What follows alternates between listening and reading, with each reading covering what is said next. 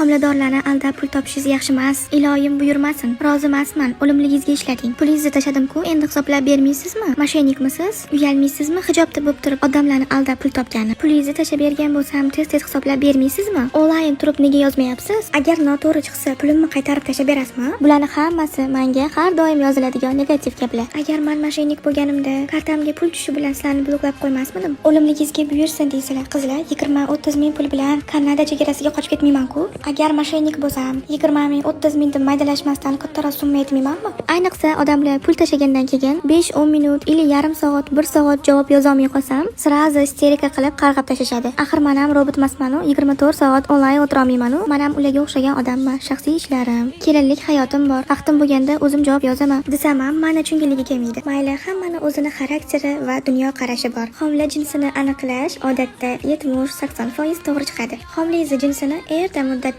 faqatgina hisoblatib bilishingiz mumkin. Agar hisoblashga shubhali bo'lsa, profil aktualniysida o'tsiflarni ko'rishingiz mumkin. Agar sizga ham homilangiz jinsi qiziq bo'lsa, siz ham hisoblatishni xohlasangiz, kommentariyaga plus belgisini qoldiring. Homila jinsini hisoblatish gunoh emas. Hisoblatsangiz gunohkor bo'lib qolmaysiz.